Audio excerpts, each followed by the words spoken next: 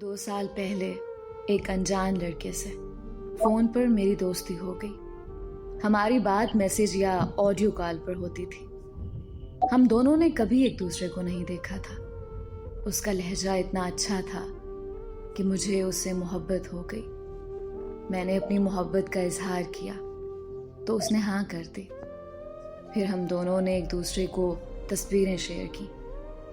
एक दूसरे को देखने के बाद हमारी मोहब्बत में शिद्दत और बढ़ गई। 6 महीने गुजर जाने के बाद मुझे पता चला कि जो तस्वीर उसने मुझे भेजी थी वो उसकी नहीं बल्कि उसके कज़न की थी। मुझे बहुत दुख हुआ।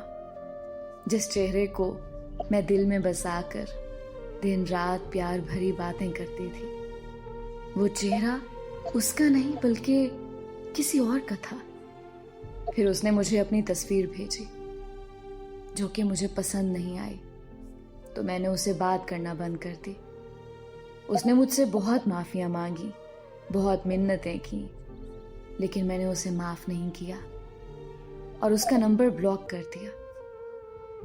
कुछ अरसे के बाद मैं बहुत बीमार हो गई और इलाज के बावजूद मुझे शिफा नहीं मिल रही थी। तो मुझे लगने लगा कि शायद मैंने उस लड़के को माफ़ ना करके उसका दिल दुखाया है, जिसकी सज़ा मुझे अल्लाह दे रहा है। मैंने उसे अनब्लॉक किया और उसे माफ़ी मांगी। उसके माफ़ करने के बाद मैं जल्दी ठीक हो गई। हम फिर से एक दूसरे के साथ दिन रात बातें करने लगे।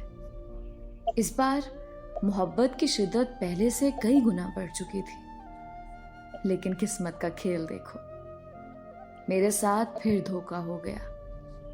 वो शादीशुदा और 2 बच्चों का बाप निकला और उसने ये बात मुझसे छुपाई हुई थी और उसे इस बात का इल्म नहीं था कि मुझे उसकी शादी का पता चल चुका है।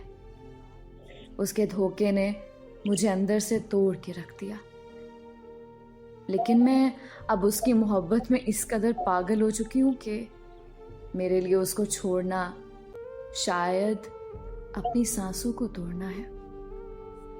अब मैं मेरी नहीं रही बल्कि दिलो जान से उसकी हो चुकी हूँ।